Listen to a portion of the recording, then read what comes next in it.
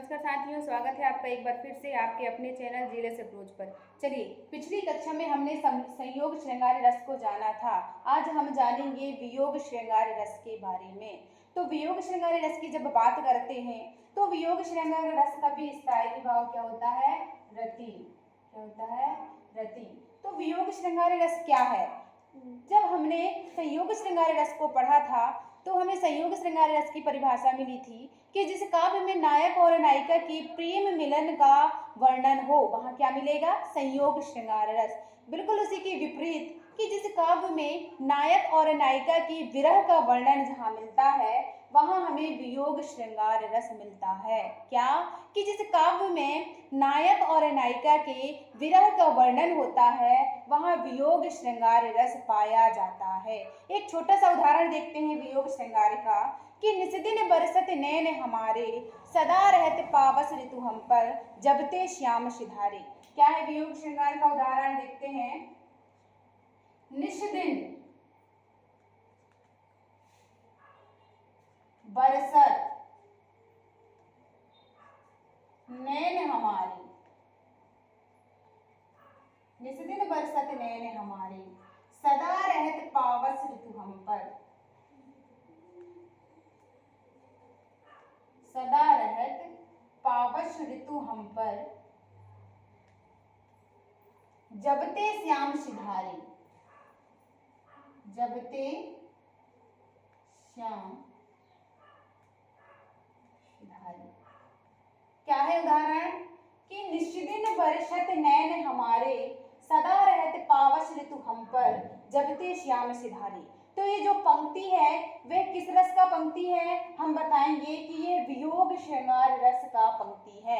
हमें कैसे पता चला कि ये जो पंक्ति है इस पंक्ति में वियोग श्रृंगार रस है? क्योंकि हमने इस पंक्ति के अर्थ को जानने की कोशिश की। चलिए इस पंक्ति के अर्थ को जानने की कोशिश करते हैं। तो अर्थ को जानने से पहले इसकी परिस्थिति बता देती हूँ कि ये पंक्ति कब की है, कब कही गई है। तो बात उस समय की है जब श्री कृष्ण भगवान जो है गोकुल को छोड़कर मथुरा चले जाते हैं। कहाँ चले जाते हैं? मथुरा।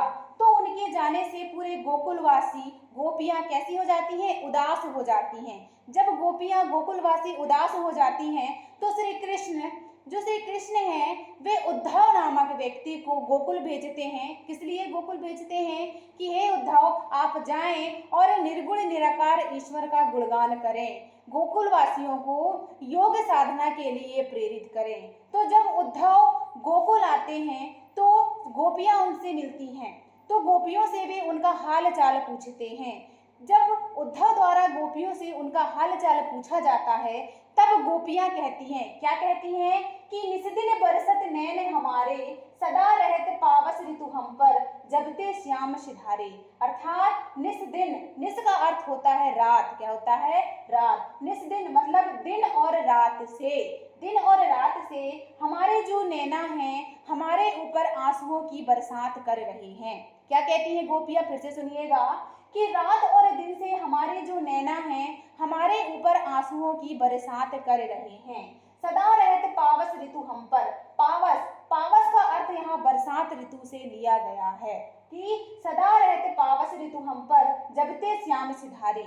जब से श्याम गोकुल को छोड़कर चले गए हैं तब से हमारे ऊपर पावस ऋतु रहता है, अर्थात बरसात ऋतु रहता है। तो निस दिन हमारे नैन जो हैं हमारे ऊपर आंसुओं की बरसात करते हैं। जब से श्याम गए हैं तब से हमारे ऊपर पावस ऋतु लगा रहता है। ठीक, ये पंक्ति का जो अर्थ है ये है। तो अब जब हमें पता चलता है कि बात आ रही है नैनों से आंसू बहने की, कि जब श्री कृष्ण गोकुल को छोड़कर मथुरा चले गए हैं तो उनके जाने से सारी गोपियां कैसी हैं? उदास हैं। कैसी हैं? उदास हैं। जब से श्याम चले गए हैं तब से वे कैसी हैं? उदास हैं। तो जहां उदास की बात आए या फिर आंखों से आंसू बहने की बात आए तो हम समझ जाते हैं कि ये जो पंक्ति है वे किस रस का पंक्ति है? वियोग श्रृंगार का। श्री कृष्ण के वियोग में उदास हैं गोपियां, गोकुलवासी श्री कृष्ण के वियोग से कैसी हैं? उदास हैं। तो हम बता पाएंगे कि ये जो पंक्ति है ये वियोग श्रृंगार रस का पंक्ति है। ठीक, अब कुछ महत्वपूर्ण बिंदु हैं जिन्हें भी हम देख लेते हैं। जैसे रति। अब देखते हैं इसका आश्रयालंबन। क्या देखते हैं? आश्रयालंबन। तो जब हम आश्रयालंबन देखते हैं तो आश्रयालंबन क्या कि जिसके मन में वियोग का भाव जाग रहा है। तो किसके मन में वियोग का भाव जाग रहा है? गोकुलवासी। किसके मन में? गोकुलवासी। गोकुलवासियों के मन में वियोग का भाव जाग रहा है, गोपियां हैं, है ना, तो इनके मन में जो है वियोग का भाव जाग रहा है। आश्रयालंबन। फिर है विषयालंबन। क्या है? विषयालंबन। विषयालंबन। विषयालंबन कौन? जिसके प्रति वियोग का भाव जाग रहा है। तो किसके प्रति वियोग का भाव जाग रहा है? श्री कृष्ण के प्रति। किसके प्रति? कृष्ण के प्रति, है ना। अब देखते हैं उद्दीपन। क्या देखते हैं? उद्दीपन। तो उद्दीपन क्या है यहाँ? उद्दीपन है बरसात ऋतु। क्या है? बरसात ऋतु। और क्या है? एकांत। क्या है? एकांत। श्री कृष्ण के जाने से वे सब कैसी हो गई हैं? अपने आप को अकेला महसूस कर रही हैं। ठीक है। अब देखते हैं अनुभाव। क्या देखते हैं? अनुभाव। अब अनुभाव क्या है कि आश्रय के मन में जो आश्रय के द्वारा जो चेष्टाएं की जाती हैं वे ही क्या है? अनुभव। तो यहाँ आश्रय आलंबन कौन है? गोपियां। उनके द्वारा क्या चेष्टाएं की जा रही हैं? उनके द्वारा आंखों से आंसू बह रहे हैं। क्या हो रहे हैं? आंखों से आंसू बह रहे हैं। आंखों से आंसू बहना, है ना। उन गोपियों की आंखों से क्या हो रहा है? आंसू बह हुए चेष्टा कर रही हैं। क्या चेष्टा कर रही हैं? वे रो रही हैं। क्या कर रही हैं? रो रही हैं। अब देखते हैं संचारी भाव। क्या देखते हैं? संचारी भाव।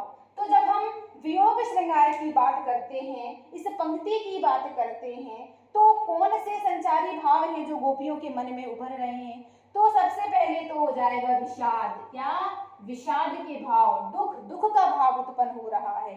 फिर होता है स्मृति। स्मृति का भाव उत्पन्न हो रहा है। बिल्कुल हो रहा है। श्री कृष्ण के साथ उनकी अच्छी अच्छी यादें थी जिन्हें वे क्या कर रही हैं? याद कर रही हैं। फिर होती है चिंता। क्या? चिंता। जब कोई व्यक्ति हमारे पास रहता है तो हमें उसकी चिंता नहीं होती, लेकिन वही व्यक्ति जब हमसे दूर चला जाता है तो हमारे मन में उसके प्रति चिंता की भाव जागने लगती है। ठीक है। तो ये हो गया वियोग श्रृंगार रस। वियोग श्रृंगार रस का उदाहरण देखें। यदि अब हमसे किसी भी रस का कोई भी पंक्ति दे दिया जाए और हमसे पूछा जाए कि इस पंक्ति में आश्रयालंबन क्या है, विषयालंबन क्या है, उद्दीपन क्या है, अनुभाव क्या है, संचारी भाव क्या है, तो हम बता पाएंगे कि ये जो पंक्ति है इस पंक्ति में आश्रयालंबन क्या है और विषयालंबन क्या है। ठीक है। अब बात करते हैं आगे हास्य रस की। किसकी? हास्य रस की। हास्य रस। हास्य रस। तो हास्य रस किसे कहते हैं ये बताने से पहले एक छोटी सी कहानी बताऊंगी, सुनिएगा। तो क्या होता है, एक स्त्री जो है अपने 10 बच्चों के साथ अपनी सहेली के घर जाती है। उसके 10 बच्चे हैं और वे 10 बच्चों के साथ अपनी सहेली के घर जाती है। जब वह अपनी सहेली के घर जाती है तो उसकी सहेली के जो पति रहते हैं वे उन 10 बच्चों और वह स्त्री को देखकर हैरान हो जाते हैं, परेशान हो जाते हैं। क्यों? क्योंकि भाई इस महंगाई के ज़माने में व्यक्ति एक बच्चा करने के लिए हजारों बार सोचता है और स्त्री को देखो 10 बच्चे किए हुए हैं। तो वे जो उसकी सहेली के जो पति रहते हैं वे उससे कहते हैं कि बहन जी अब तो चीनी पर रोक लगी हुई है। क्या कहते हैं? कि चीनी पर रोक लगी हुई है। मतलब क्या है यहाँ? मतलब महंगाई से है कि जब हमारे घर में कोई व्यक्ति आता है तो हम उसे 1 कप चाय देते हैं ना, लेकिन उनके घर में तो इतने सारे व्यक्ति आ गए हैं। तो इसी भाव से वे कहते हैं कि बहन जी कि अभी तो चीनी पर रोक लगी हुई है, आप एक काम कीजिए, आप घर जाइए और अपने आधे बच्चों को घर पर छोड़कर आइए। तो जब उसकी सहेली के पति ऐसा कहते हैं तो सुनिए वह स्त्री क्या कहती है। वह कहती है कि भाई साहब मैं इतनी मूर्ख नहीं हूँ। क्या कहती है? कि मैं इतनी मूर्ख नहीं हूँ, मैं तो बहुत विद्वान हूँ, बहुत विदुषी हूँ। क्यों? क्योंकि मैंने अपने आधे बच्चों को पहले से ही घर छोड़कर आया है। तो क्या कहती है वे कि मैं अपने आधे बच्चों को पहले से ही घर छोड़कर आई हूँ। तो भाई तुम इतनी विद्वान हो, इतनी विदुषी हो कि तुमने 20 बच्चे किए हैं, है ना। तो जब हमें ऐसे वाक्य या ऐसी पंक्तियां हमारे सामने आ जाएं जिन्हें सुनकर या जिन्हें पढ़कर या जिन्हें देखकर हमारे मन में जो है आनंद के भाव उभर आए, हमारे मन में हास्य का भाव उभर आए, हम हंसने लगे, हमारे मन में गुदगुदी होने लगे, तो ऐसे भाव जहाँ हमारे मन में आते हैं तब हमें समझ जाना चाहिए कि वहाँ कौन सा रस है, हास्य रस है। क्या है? हास्य रस। अब हास्य रस की सटीक परिभाषा कि जब हम किसी काव्य को पढ़ते हैं, सुनते हैं, तो हमारे मन में जो हास्य का भाव उत्पन्न होता है वह क्या कहलाता है? हास्य रस। क्या कहलाता है? हास्य रस। एक उदाहरण देखते हैं हास्य रस का कि विंध्य के वासी उदासी तपोव्रतधारी महाबिनु नारी दुखारी। क्या है? विंध्य के वासी उदासी। क्या है उदाहरण? देखिएगा हास्य रस का, विंध्य के वासी उदासी, विंध्य के वासी उदासी, तपोव्रतधारी, तपोव्रतधारी महाबिनु नारी दुखारी, महाबिनु नारी दुखारी। अब ये पंक्ति अक्सर ऐसा होता है कि ऐसी पंक्ति ही पेपर में पूछी जाती हैं, है ना।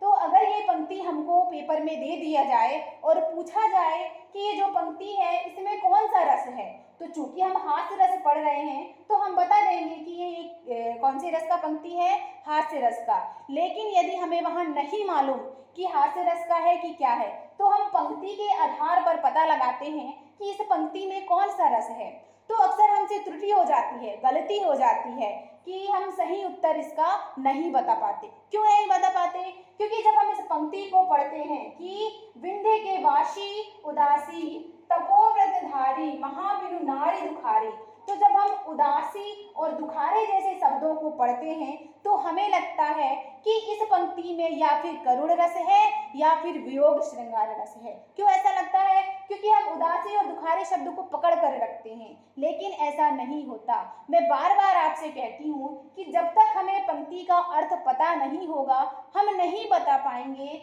कि ये जो पंक्ति है इस पंक्ति में कौन सा रस है। तो चलिए हम देखते हैं कि इस पंक्ति में हास्य रस कैसे है। तो इसकी परिस्थिति बता देती हूँ कि ये पंक्ति कब की है।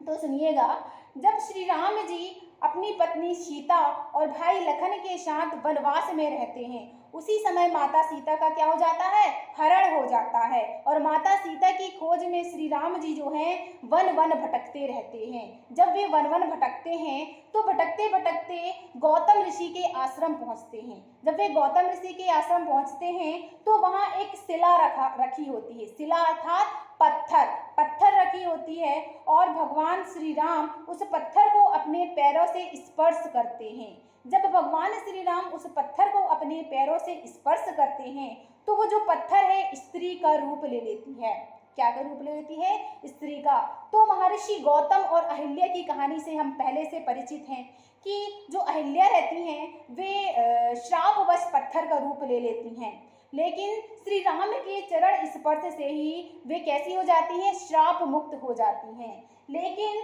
जब ये बात, ये कथा, ये अफवाह पूरे जंगल में फैलती है, कौन सी अफवाह?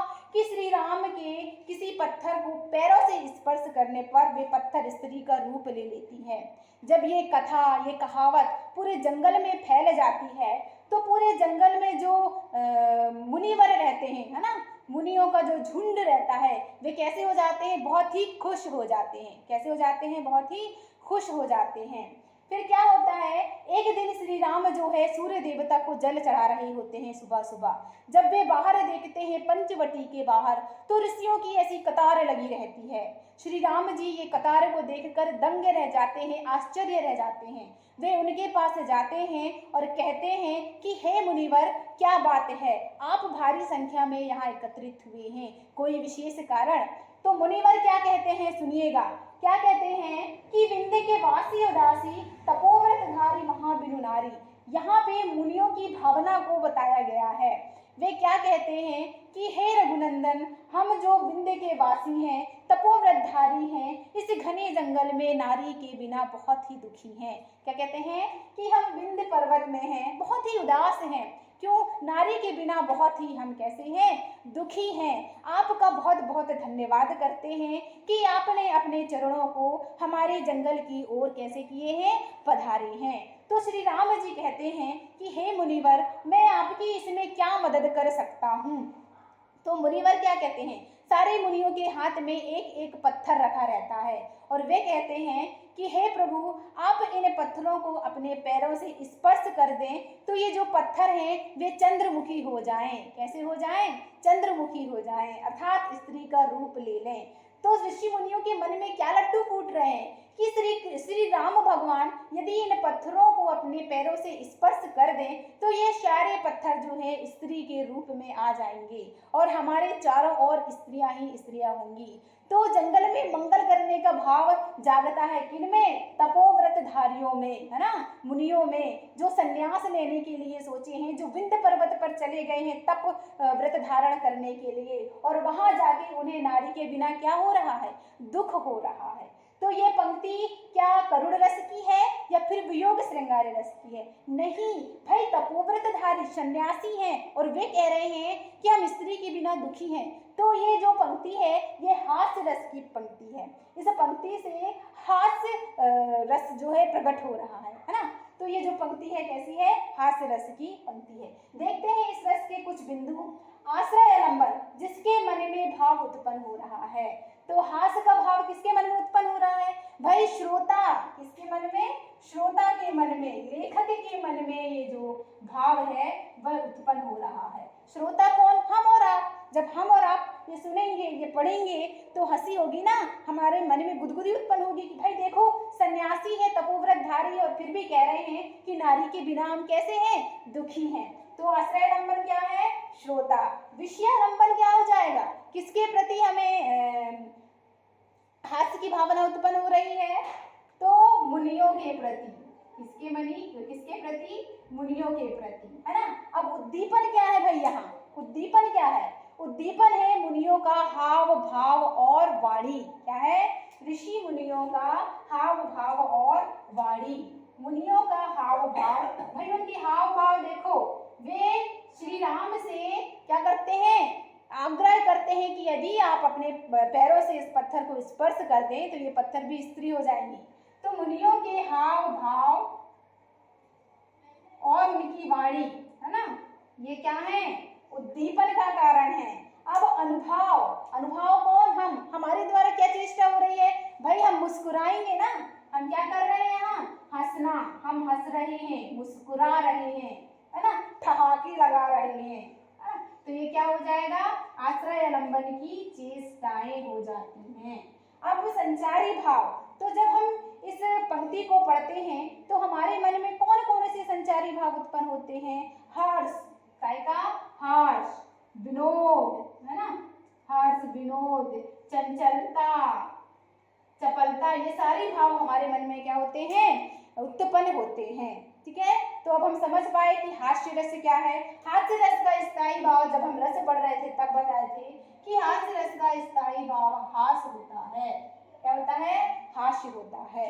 तो आज हमने वियोग श्रृंगार के बारे में जाना और हास्य रस के बारे में जाना। आगे हम करुण रस पर चर्चा करेंगे। इसके लिए बने रहिए आपके अपने चैनल जीलेस अप्रोच पर। वीडियो को अंत तक देखने के लिए धन्यवाद।